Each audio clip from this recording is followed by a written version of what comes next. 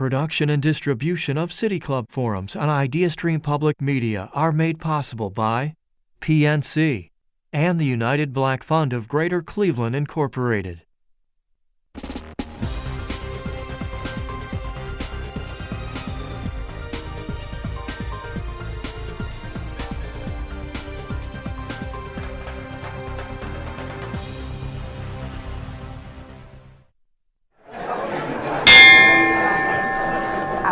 That was fun. Hello, and welcome to the City Club of Cleveland, where we are devoted to conversations of consequence that help democracy thrive. It's Tuesday, December 6th, and I'm Tanya Maness, President and CEO of Cleveland Neighborhood Progress, and the moderator for today's panel conversation in partnership with the Lincoln Institute of Land Policy. Today we are discussing what success in economic growth means for small to mid-sized cities. Lately, the definition of success has been dominated by a city's ability to attract more jobs, bring in new businesses, and grow population. But using only this framework, Midwestern cities can be perceived as failing, even if they may be thriving in other overlooked or non-traditional indicators. This perception incentivizes those in economic development to chase the next big thing, rather than focus on strategies that benefit the people already working and living in the region. We begin to see billboards in other states that have started to flank highways, trying to attract new big businesses, or moments when civic leaders offer tax breaks and extravagant packages to draw in large corporations. So how can we build on our existing assets to meet the needs of local residents? And how can we flip the script on what successful economic growth looks like in Midwestern cities? Here to discuss this today with us is Bradford Davey, Chief Strategy Officer at the City of Cleveland. In his role, Davey works across Mayor Bibb's cabinet to help carry out his sweeping agenda, including a reimagining of the lakefront, and oversees the Mayor's Office of Urban Analytics and Innovation. Next to Bradford is Jesse Grogan, Associate Director of Reduced Poverty and Spatial Inequality at the Lincoln Land Institute of Land Policy. In this capacity, she manages the Legacy Cities Initiative, a program designed to equip smaller and mid-sized legacy cities with the tools and capacity they need to revitalize equitably and sustainably. And then to her left is James Hardy, Senior Program Officer at the Robert Wood Johnson Foundation. James brings extensive experience in citywide economic and community development and works with small and mid-sized cities across the country in promoting economic development as a key driver of health outcomes. If you have a question for our panelist, you can text it to 330-541-5794. That's 330-541-5794. You can also tweet your question at the City Club, and the City Club staff will try to work it into the second half of our program. Members and friends of the City Club of Cleveland, please join me in welcoming Bradford, Jesse, and James.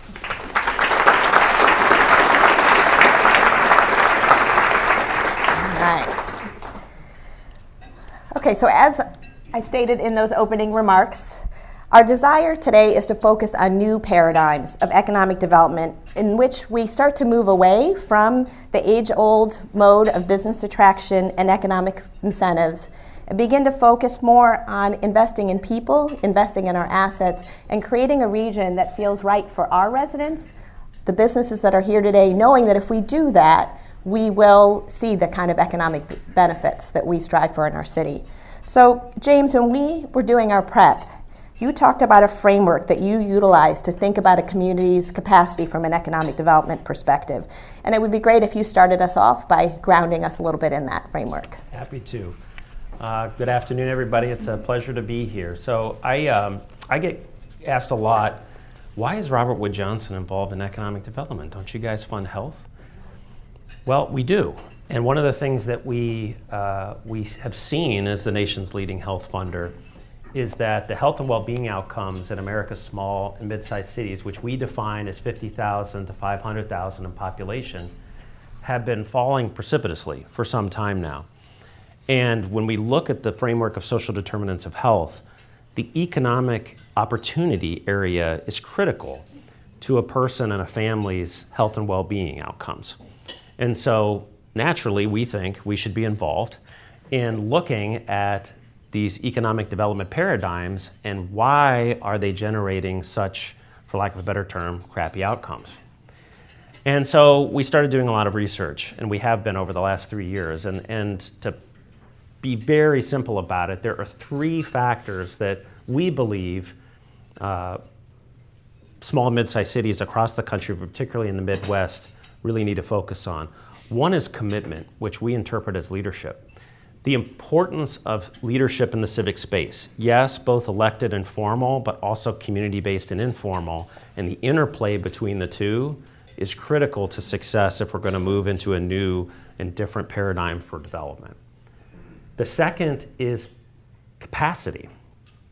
Obviously, that's like duh, but specifically community-based capacity and city government and county government's capacity, again, to work together for the common good. So whether that's CDCs, community-based power building organizations, a city planning department, all of these things sort of connecting together around a vision is critical. And then the final piece is capital, which again is kind of a dumb moment, but I think it's important to suss out the complexities there. Certainly small and mid-sized cities' balance sheets are anemic when you compare them to their larger brothers and sisters. But the other thing we're finding is that small and mid-sized cities have an incredibly difficult time aggregating capital and building pipelines of projects that build on one after another after another. So you start to see these cycles where you do one catalytic project every 10 years, but you never seem to get the momentum to do the real transformative change. So that commitment, capacity, capital piece, we're really focusing on that. So Bradford, I'd love you to comment on certainly the commitment and capacity piece, Sure. on how you feel like things are different under a new BIB administration. Sure. And first, I just want to say how great it is to be with so many friends, neighbors, and really deep economic thinkers. On this point around commitment, coming out of the transition, a small group of the mayor's cabinet met to discuss prioritization. And there's no unending number of vexing and intractable challenges that the city of Cleveland faces. We know that. But thinking about how we chart a course against those key and highest level priorities, coming out of that conversation, it was clear. Nothing could be more explicit that the really gravestone priority, as we call it, the legacy building priority for Mayor Bibb and our team, is a development of a Marshall Plan for the East Side. When we say Marshall Plan, we're really noting and looking back to the post-World War II era, where what the United States said was, in order for us to be successful, we would have to disproportionately invest in the places that were most affected and most devastated.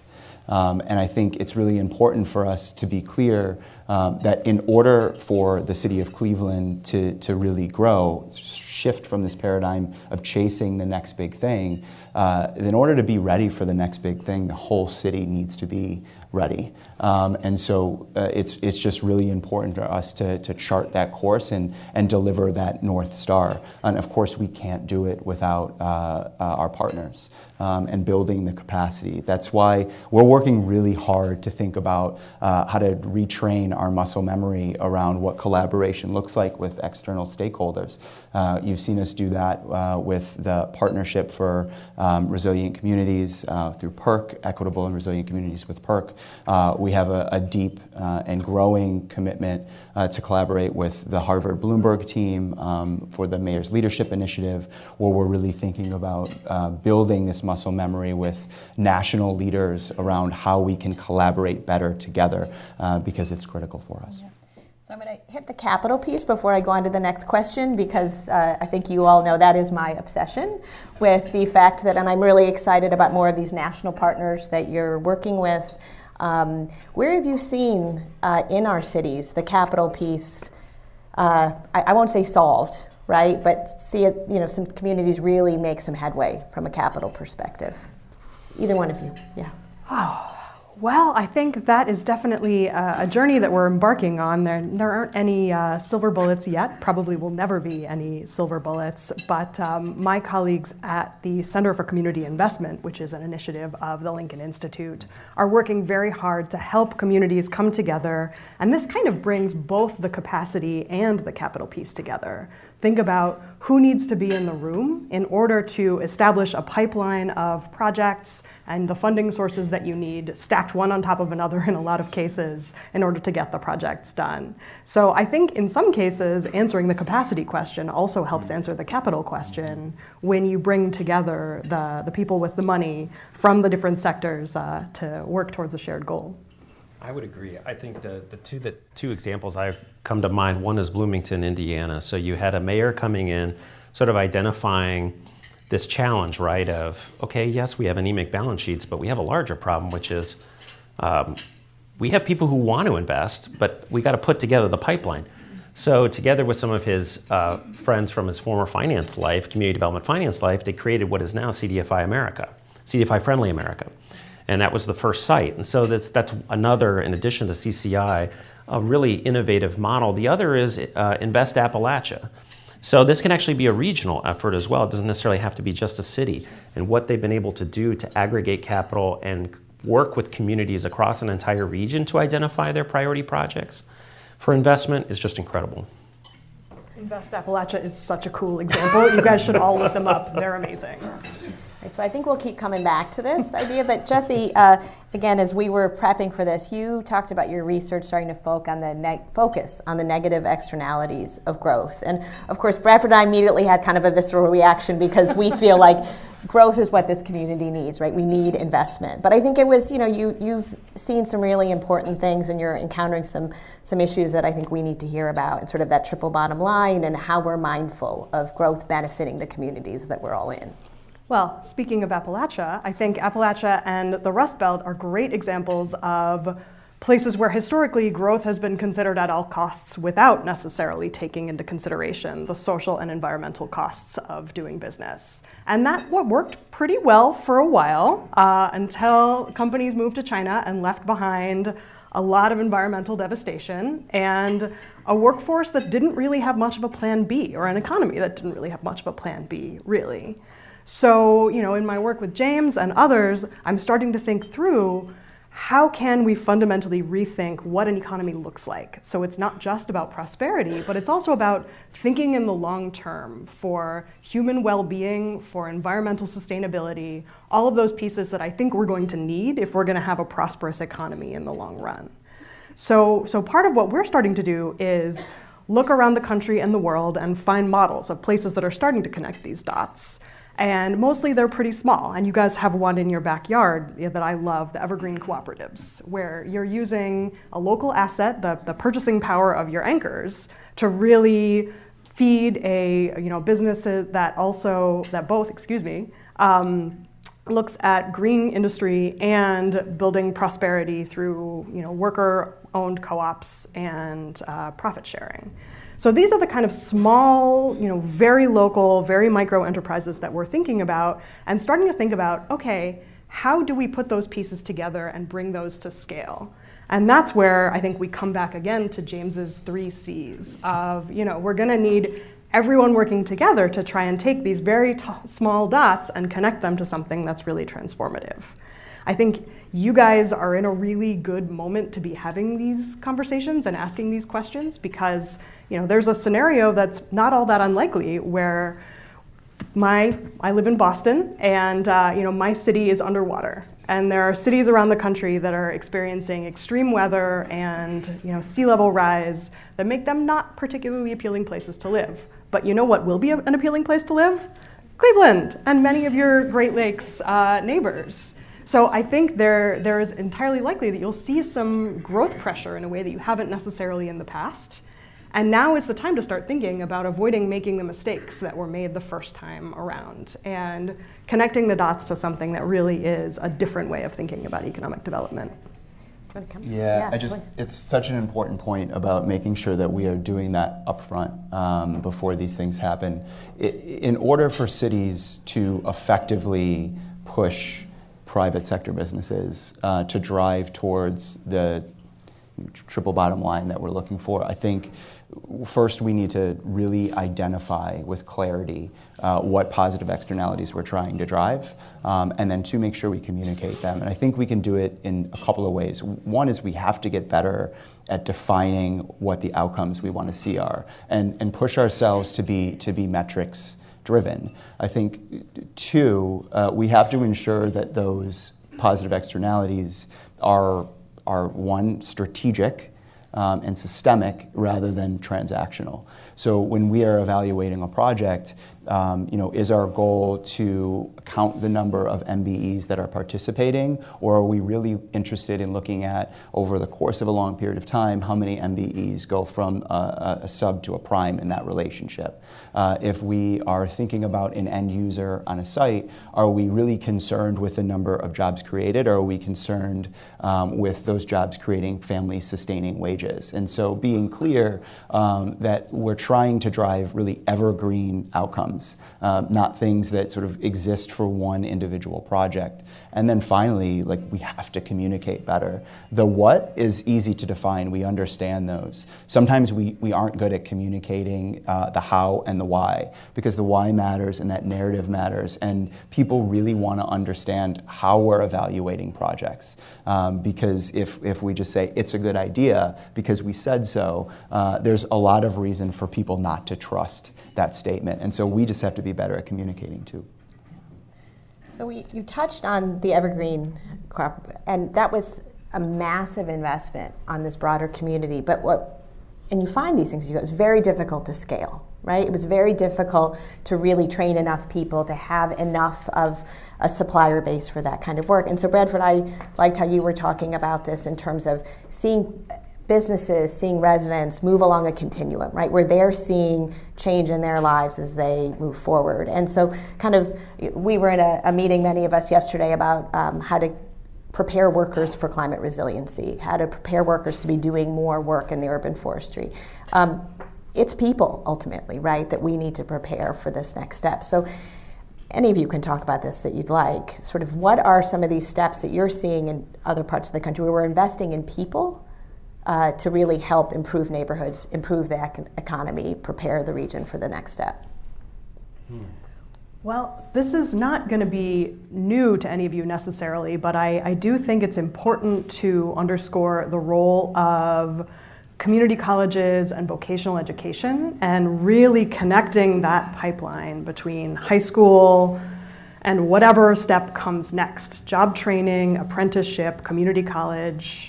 We need to really do a better job, all of us, in thinking about how we can serve the needs that are now. I know in Massachusetts, we're pretty good at this, but we're still sort of chasing that vision of let's train everyone in biotech, and then we'll just be a biotech state. And that works to some extent, but it's a little bit of wishful thinking. And I think some real hard look at what are your assets and what can you grow, and then making sure that you have all of the pieces of that pipeline talking to each other and in alignment is really one thing that I've seen make a huge difference. I mean, that's, you gotta walk before you can run. It's pretty basic stuff, but very few people do it as well as they should. I would ditto that. I would also say too, this, I'm not saying it to be a downer, but I don't think anybody's really figured it out. No.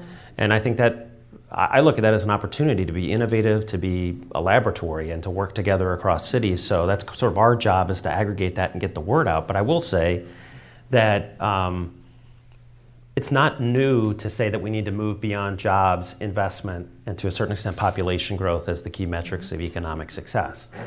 And yet we still do it. And I think part of why we do it is because, to Bradford's point, there isn't a clear-cut, industry-accepted alternative that provides that dashboard or those set of metrics where you can say, okay, if we focus on some of these things, yes, there'll be some local inputs we might want to add, but these things we need to add to the equation.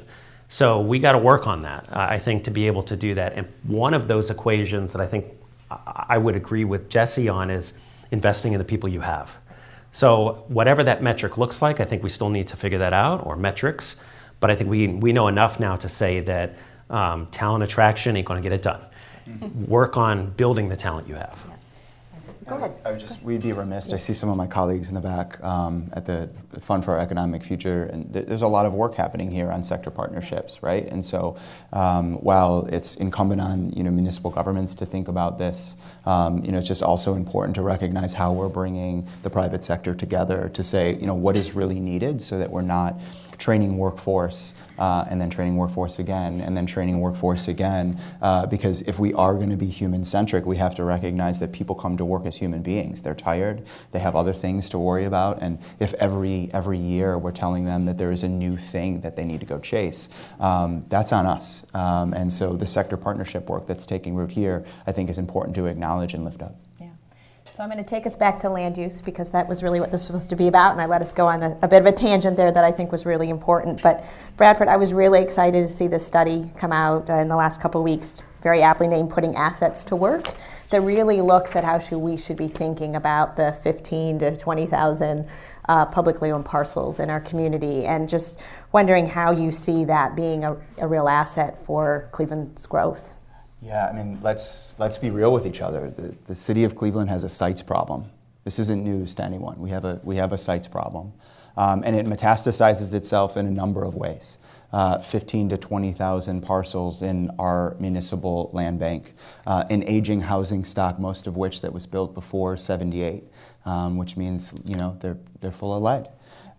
We have a real problem identifying aggregated and really developable sites in the city of Cleveland, which leads really to us being passed up for a number of attraction opportunities. And then, of course, the number of sheer municipally owned pieces of real estate that we have, I think 12 square miles of land, 250 Cleveland Brown stadiums that we need to figure out how to put to productive use. And so, when we think about this putting assets to work endeavor in which we're advancing with Sorensen Impact, what we're really saying is the paradigm shift needs to move away from the idea that we actually don't already have what it takes to be successful. We do have what it takes to be successful. It's right here. We have to think very clearly and really courageously about how we think about deploying the capital and where we deploy it to activate those sites and really put them back to productive use. I think it's easy for us to think that the only way for us to bring new dollars inside City Hall is to find it elsewhere. But the truth is we have so many things that are not up to their highest use. And if we can stay committed and focused and really be courageous about saying no to certain sites and really say yes to the ones that drive those evergreen outcomes, I think we can be really successful here. So I'm going to start to tee up our last question. So as I'm doing that, all of you start thinking about yours. James, we talked about this. Greater Ohio Policy Center released a study in the last few weeks called Columbus plus Ohio, A Tale of Two States. And it really does a great job of speaking to the different interventions we need to see in our smaller Midwestern cities, and that what has been highly successful in Columbus, and that's a good thing, is not going to work in the rest of the state, and we need to make sure our state house and others really understand that. And so, if you'll talk through a few of those recommendations that you think are most relevant to this conversation, and let the others comment before we start again teeing up questions. Yeah, for sure. So I think I was so glad that the Policy Center had it Columbus plus Ohio, because it's not Columbus versus, right? There's so much we can learn, and we should be thrilled about what's happening in Columbus, but it didn't happen overnight, and it didn't happen by accident. And so I think some of the things that I really appreciated from the report were, first of all, the importance of state policy. One of the things we're seeing come up more and more in our scans and our work across the country is that the ways in which their state does and does not support them across a wide range of things really dictates their outcomes. And one of the things, for example, is the fiscal partnerships. There's obviously been a long history in Ohio around local government funds and all kinds of different things. These matter at the end of the day as to whether small and mid-sized cities in Ohio or elsewhere can be successful. the other thing that I loved is it's a reminder of how many people live in these cities. So nationwide, 25% of Americans live in a small and mid-sized city. In Ohio, it's over 60%. This is our workforce. This is the state. And the good news is that, to Bradford's point, we're not coming to the table empty-handed. There are assets, there are great anchor institutions, educational, health, and otherwise, but they're sort of untapped assets, right? So I think those are the things, would be the things that I would lift up mostly. Is we could get into the nuts and bolts around zoning code, and I know Jesse would love to do that. I would love to do that, but I think the big takeaways are what Columbus and what state houses do across the country really does have an outsized impact as to the trajectory of small and mid-sized places, and to a certain extent, so does the federal. So, go ahead, please. I just want to echo what James said about the role of state policy. I think this has historically been very overlooked. I started my career in a state smart growth advocacy organization back when many states had state smart growth advocacy organizations, and now Greater Ohio is one of the few left standing. They're very hard to fundraise for, and it's very hard to get the level of attention that they need, but state policy is a crucial piece of the puzzle. And we put out a report in February of this year about the role of state policy in urban revitalization. And it looks, in great detail at, both the fiscal side and housing, economic development, sort of the range of ways in which state policy is crucial to city success. So I would encourage you guys to go look at that report, because I think there is a lot there, and that's a growing issue that I'm seeing. And as we're wrapping up, Bradford, two of the things they talk about in that is, investing in place, which was, again, we all know, okay, of course, that's what people should be doing, but it is not always well understood that investing in place is such a big part of economic development. One piece is about really looking at zoning and making zoning into an environment that allows for more predictable growth in the city. And I know that's something that you and Director Hong, who's here with us today, is really trying to do for the city. So any last words on sort of encouraging development in the city, investing in the city? Well, you should do it. Excellent. You should do it. I certainly don't want to get ahead of my planning director on this one, but I think what we've seen from a policy perspective is we're committed to the 15-minute city. We are committed to the overlays of TOD policy that will allow us to grow in the kind of ways that benefit our residents, not in those one-off transactional ways, but really grows our city in a way that helps our sustainability efforts, that helps our connectivity efforts, and frankly, is the kind of city that people want to be in. And so we're just really excited about all of the work ahead. And again, invest in Cleveland. Yeah. All right, and as we're going now to questions, I will say the last thing in that report, just coming back around to capital, was the importance of community development finance institutions. And I think that is really an area in which we can grow. And of course, I say that as an organization that has a community development finance institution, but really a great vehicle for many of our banking partners to help invest in our cities. So we're about to begin the audience Q&A for our live stream audience. Again, I'm Tanya Maness, President and CEO of Cleveland Neighborhood Progress and moderator for today's conversation. We're joined by Bradford Davey, Chief Strategy Officer at the City of Cleveland, Jesse Grogan, Associate Director of Reduced Poverty and Spatial Inequality at the Lincoln Land Institute of Land Policy. It's a mouthful. And James Hardy, Senior Program Officer at the Robert Wood Johnson Foundation. We welcome questions from everyone, City Club members, guests, students, and those joining via our live stream at cityclub.org. If you'd like to tweet a question for our panelists, please tweet it at the City Club. You can also text your question to 330-541-5794. Again, that's 330-541-5794, and the City Club staff will try to work it into the program. May we have our first question, please? Hi, panelists. Thank you for being here and for doing this. My question is on hospitality. I come from the hospitality world. I'm working on hospitality at the fund. When I see the other cities that we aspire to be, the Nashvilles, the Austins, the San Franciscos, and the Seattles, what I see is the success there has had an impact on real estate prices that has knocked out the culture that made those cities attractive in the first place. So sort of part question, part plea. The question is, as folks who think about economic growth, do you take culture and hospitality into consideration when you're thinking about these economic growth strategies? And can we act now to solve the problems that these cities are experiencing? They've all had to create cultural land trusts to try and preserve spaces, and the real estate's very expensive now to do that. Are there things we can do now to anticipate success and plan for it and to preserve these assets? Thanks.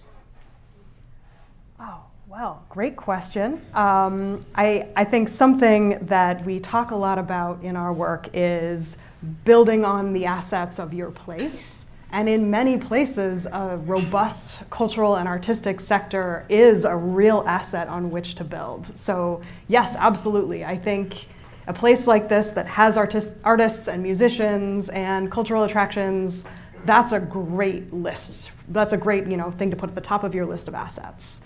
As far as preserving that character as you grow, I think, as the old adage goes, the best time to build housing was 40 years ago, the second best time is now. And I think it's never too early to start planning to avoid some of the negative consequences of growth. So thinking about preserving affordable housing and even building more while you still have a ton of land in your inventory is really something that I encourage. And I think we've all learned a lesson from San Francisco and kind of much of California, which is unaffordable. So I would encourage you to, yes, build on your cultural institutions, but also think very strategically about making sure that you're acting to keep artists from getting priced out before prices go up. I couldn't agree more. I see my colleague Ricardo Leon in the room, who I had the pleasure of working on the development of a community investment fund with. We need to be thinking creatively about the solutions that grow wealth for people in places. And so, the degree to which there is an appetite for us to really think about making sure that this land is publicly owned. And when I say that, I mean by residents who have lived there and who have contributed to that neighborhood and put sweat equity, which has value, into neighborhoods. We should be doing it. To the second part of your question, certainly I think our commitment to public assets, to arts, and to culture has been illustrated, particularly with our commitment to the lakefront. I see so many of our partners here that are working on lakefront development. It would be easy to say that putting a bunch of money into this project is frivolous because there's not the same economic return on investment that you're looking for. But we hear that time and time again, the water matters. It matters to people. Touching it is part of our ethos and our fabric. And so the development of these places where people can simply enjoy is a positive externality into itself. Yes, I just wanted to know, can a city's foreign-born population be an important asset in its growth? Yes. No, I think in all seriousness, without question, and I mean, speaking only from our vantage point, I think you'd be hard pressed to find a small and mid-sized city that isn't thinking about how to maximize immigration as well as how to support their new American populations. The challenge is right federal policy. So I think there's a disconnect there. We get back to this sort of what the state and the feds do matters. The trajectory of how much refugee and new American populations will help to change the trajectory of small and mid-sized cities is wrapped up in policies beyond their control right now. But they are certainly a group that punches above their weight as far as a lot of economic indicators that we look at. Small business starts, a lot of this stuff, I think immigrants are a great economic engine. Absolutely. Would you comment on strategies that keep money circulating within the local economy rather than going out of the local area? I've read a little bit of the democracy collaborative models, but I hadn't heard that mentioned. If you could talk about that. Thank you. Yeah, hugely important question. And I think going back to the capital portion of this, one of the things, so I spent the last year with an impact investing colleague and I scanning the nation for a CDFI partner or set of partners that could help us solve for this capital conundrum in small and mid-sized cities. And I'm here to tell you they don't exist. And so that's a really important finding because what we have found is that in place, there are CDFIs that are targeted right at like small business or housing or any number of particular economic focus. And then you have large national CDFIs like LISC and others that are a lot more broad in there. And there's this missing middle. And we're finding that missing middle is really important in this question of aggregating capital in a place or across a region to accelerate the investment in place. And so to your question, I think we would like to see and are hopeful that over the course of the coming years, we will see more CDFI institutions or CDFI-like institutions popping up in places and regions that do exactly that. They aggregate capital that's already there. Sometimes they pull in from other external partners, but mostly it's already there. Organize it and help to put it and reinvest it back into the community. That's not as grassroots as the Democracy Collaborative does, but it made me think of that capital piece when you asked that question. Yeah, it's certainly, models of local self-help, I think, are very informative here, and thinking about community ownership in a deeper way than just worker co-ops are certainly great models, but again, we come back to the Evergreen Cooperative. They're very hard to scale. And this is where I think James is absolutely right. We have these amazing examples at the very local scale, and then kind of nothing. Yeah. So, anybody from Levin, you want to come up with a solution for us? We're actively looking for good models in that space to help these great small-scale things grow. We talked earlier about investing in people, and so I'll give you a real example, a live one from this year. Early in the year, we were considering how to best attract a conference that would invest in black tech. Futureland, Afrotech is the one that most people traditionally think of. When those outside resources weren't interested, when they said, Cleveland isn't right for this just yet, it would have been easy for us to pack our bags and say, you know what, it doesn't exist, we're not ready. But instead we looked at a group of young leaders who were here working and who just frankly didn't get their flowers yet. And we invested in that. And so I think when we can start to say to ourselves, we have what it takes, if we have the ambition to commit to the folks that have been doing the work here on the ground and really give them creative license to fail safe, I think it's one of the best things that we can do to make sure that money stays local, because people don't forget who invested them early. Hello, Joyce Huang representing the City Planning Commission. You opened the door, so I'm going to ask you to push it open more. Can you elaborate more on your thoughts on zoning as a strategy and as a tool to bring us to that outcome, the success that we want to see here? Do you want to start or shall I would just say whatever she would say. So. All right.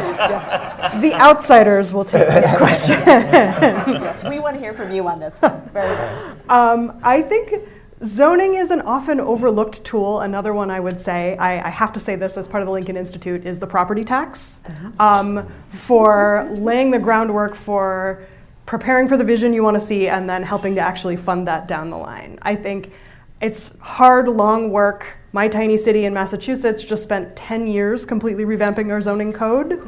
But it's necessary work because we've gone from a situation where I think 95% of our houses were existing non-compliant.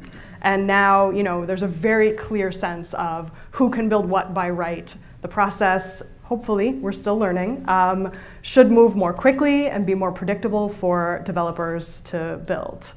I cannot underemphasize how important it is to make sure that you're sending clear signs with your zoning and development process what you want to happen where.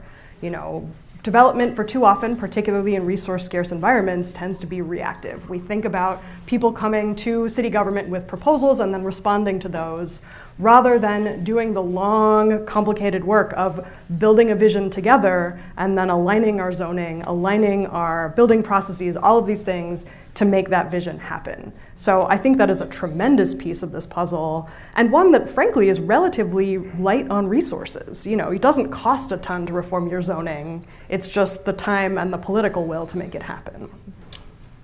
Ditto. No, I would say one of the other hats I wear at the foundation is housing policy, and I personally believe that zoning reform is one of the greatest challenges facing this country today, and it's one of the least understood. I had an opportunity, I'll just add this, that I had an opportunity to dialogue with some on the White House Policy Council as the president was coming out with some of their supply side focuses on the housing shortage. And I asked the question, what's one politically inexpedient thing that philanthropy can help carry the water on? Zoning. To a person, everybody said, we have very little control over it, and yet it controls everything. It rules our lives when it comes to solving the housing crisis. So I'd be hard-pressed to find a more noble cause. Yeah. Before we go on to the next question, I just want to poke what you just said, because the other thing you mentioned that you felt was really helpful is property tax reform. So we've just gone through a tax abatement process, just kind of scratched the surface. Many of us in this room are working on property tax relief to help longtime homeowners and others not get priced out of their homes. Can you just touch very briefly on what you were saying about property tax, and then we'll go on to the next question? Certainly. I will try not to put any of you to sleep. But I think having a consistent and predictable property tax in place with regular reassessments is built-in value capture. Thinking about ways to bring back to the municipal coffers the increase in value that comes, hopefully, from investment in places like the waterfront. That happens naturally if you have a good property tax system that is updated regularly and keeps track of these increases in value. The other piece of that is this relief for homeowners and making sure that low-income homeowners don't suffer as a result of their increased value. So you certainly can't do your property tax without having good relief systems in place. But I think having a consistent and predictable and regularly updated property tax system is essential to making your systems work right. And now we can move back to the questions. Thank you. Go ahead, please. Well, and it comes up to me as a recurring theme is that in government agencies, we need some mindset shifts. And I think, just the case that it took 10 years to revise the zoning code, it's too long. I mean, most, I get it. I lived in Seattle when they were going through the whole Alaska Way viaduct, and it took 20 years to get to that point, and that structure was unsound. And, to me, it's like, well, how do we get those who are kind of in government agencies actually kind of coming alongside that a little faster? And I know there's some great initiatives happening at the City of Cleveland, but I'd love some other examples of places where they have been able to kind of shift that a little bit and not necessarily work at the pace of business, but just step it up a little bit and not have those examples where it takes so long to come to some good change. I think this is a really important question, and not just because I used to work at a city. But I think we have Bradford here. I know Mayor Brown is here from Youngstown. We've got other city officials. I can't think of a harder job today than trying to run a U.S. city. And I think, so that's the first step, is like, we just got to acknowledge that. The second is that I have found when I left City Hall and went to work at a national philanthropy that apart from like Bloomberg, Harvard, and a few key folks, there isn't a ton of support and technical assistance and professional development for people working in government on how to do some of these things and accelerate the pace of change. That's something we're very interested in funding. Well, I want to say something that I think is going to make Bradford mad. Okay, careful. Which is I want to push back on that a little bit, because I think often what is lost when thinking about moving at the pace of business are equity and having the really tough conversations to make sure that the economic development that happens really serves the people who need it the most and that they're involved in the conversation. And I think that is not a fast process. That involves building new relationships and repairing past harm and there is a really lot of groundwork that needs to be done in order for government work to be truly equitable, and that just takes time. So I don't have a great answer for you, but I think it is a more complicated question than just how can we help government move faster. Yeah.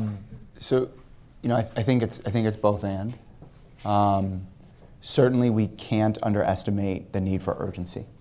If you are a homeowner whose house is underwater right now, we can have a lot of engaging conversations about what it is you need to make sure that you're heard. But at the end of the day, you want your problem solved. And so balancing this idea of community engagement and what we know to be right is critical.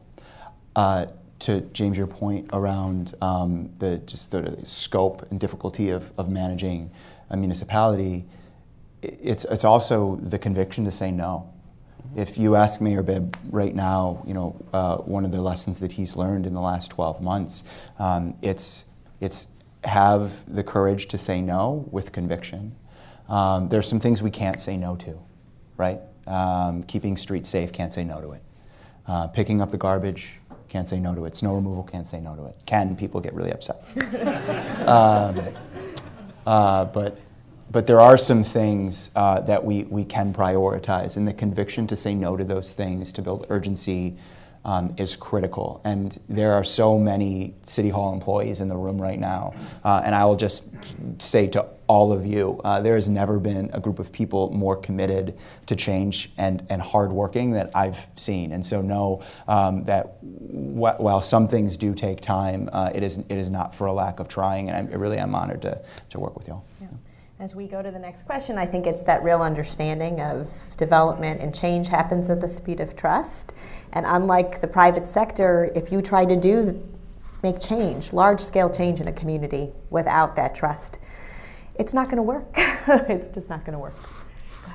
For those of us who drive through the east side and see block after block of disinvestment, Bradford, I'd like to ask you if you could elaborate a bit on what the City Hall's strategy is for revitalizing those blocks. Yeah, so you've seen some of this come to ground with our American Rescue Plan investments. Everything from down payment assistance to support for individuals looking to rehab their homes. We're currently going through a 10-year housing study, which is going to be critical for us to really understand what's happening and where, a real live snapshot that we can transact against, right? The data isn't great at City Hall, right? We have a lot of data, but it's not always in a place that we can transact against. And so the development and the cleanliness of that data so we can make informed decisions is really critical. This putting assets to work plan that Tanya alluded to really maps all the municipally owned assets. And so if we work with county planning and our partners over at Team NEO and really start to think about what sites are ready and ripe for development, we can start to really pinpoint where we are going to have to make some decisions, right? I've talked a lot about the courage to say no and conviction. We have to be able to disproportionately spend in order to equitably spend in the East Side. And I think we're in the beginning stages of mapping out what that plan looks like. And I really look forward to releasing something more detailed soon. Brad, this is going to be directed to you again. Sorry for picking on you. But as you talked about investing in people and creating jobs, but not only jobs that are family sustaining, when you walk out of the parking garage and you see the construction going on, which is a sign of economic development, you see a work crew that is probably 90% white in construction. What is it that we are not doing in a region and a city that has significant minority populations that this continues to happen, where you don't see crews that are reflective of the community that they're working in? Yeah, well, that's maybe the most prominent example where we can viscerally see it. That's unfortunately not the only place that those exist, right? We saw it during COVID, where communities of color were disproportionately affected because of the sectors that they work in. And so how we think about workforce training, where we deploy that workforce training, and then also just being laser focused, specifically around the kind of metrics that we're trying to drive. I mentioned earlier thinking less about the transactional. We could think about community benefit agreements as a one-off transaction, and we could say, how many MBEs are being served here? But the question that you're really asking, right, is how are we growing these MBEs to perform on bigger jobs so crews are more expansive, so that they're doing more work, and that is a long-range plan. I'm proud to say that Cleveland City Council, in collaboration with the administration, is working really hard on rethinking what a community benefit is. And the great news is we have a lot of huge projects on the horizon where we get the chance to say to ourselves, let's not think only about the one-off contract here, but what is the longevity of this project? The lakefront won't be done in a year, y'all. Won't be done in the first term. It's a generational project, and so we should be asking ourselves questions about what it looks like for this project to start, and who is participating, and how much different it is when it ends. That should be our metric, because this place has to be different than it is today. And so, while I can't be prescriptive about a single intervention, I think it's important that we pull ourselves out of the transactional and be systemic and strategic, and then be laser focused about what it is that we're trying to drive. Do either of you want to comment at all of where you're seeing this model, where you're seeing change in other communities of our size? And if not, it's okay. Yeah, I mean, I don't have the knowledge, Yeah. No, I'm afraid not. Okay, that's all right. We have another question. So our next question is a text question. In light of our German friends being here today, who have access to an amazing transit system, how critical is transit overhaul for us to get to the 15-minute city goal? Required. It's required. Our city has for too long been inaccessible, divided by a river that segregates us, and that makes us feel, and in real ways, it makes it unable for people to get to the amenities that we're trying to drive folks to. It's also really important to just note that where matters, right?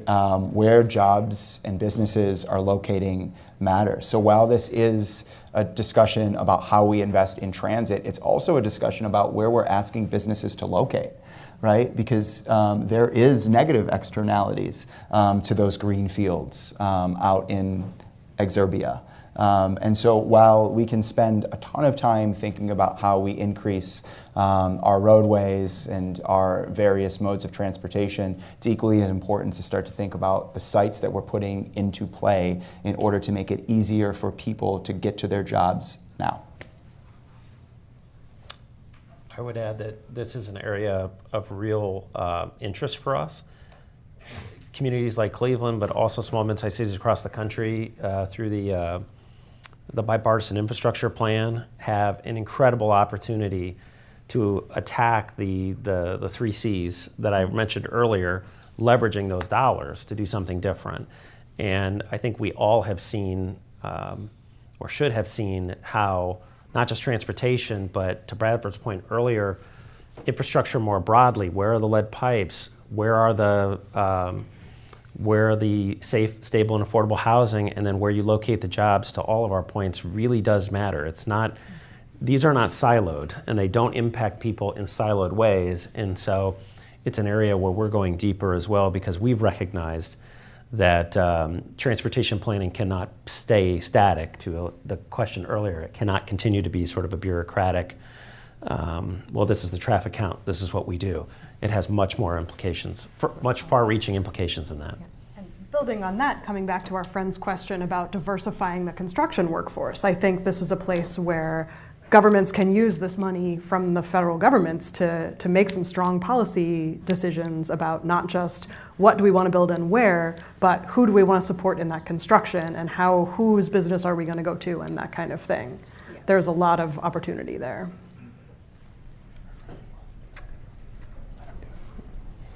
Do we? Okay, so we are wrapping up. I was going to say I couldn't tell if we were negotiating a little bit there. So I liked the perseverance of the person who wanted to ask the question. We'll have to get it another time. Yes. So thank you, Bradford, Jesse, and James. Today's forum is presented in partnership with the Lincoln Institute of Land Policy. We would also like to welcome guests at the tables hosted by the American Council on Germany, Burton Bell Car Development Corporation, Cleveland Neighborhood Progress, Cleveland State University Levin College, Cuyahoga County Land Bank, the JAR Foundation, Greater Cleveland Partnership, Huntington, and Mansour Gavin LPA. Thank you for being here with us today. Normally we clap. Okay. This Friday, December 9th, Cleveland School CEO Eric Gordon will sit down with Cleveland Mayor Justin Bibb for a conversation about leadership, their shared hopes for Cleveland's children, and the work ahead for the next leader to take the baton. Tickets are sold out for this forum, but you can view the live stream and learn about this forum and others at cityclub.org. And that brings us to the end of today's forum. Thank you again to our panelists once again, and thank you members and friends of the City Club. I'm Tanya Maness, and this forum is now adjourned. Yay. Okay, let's take off your lapels. For information on upcoming speakers or for podcasts of the City Club, go to cityclub.org.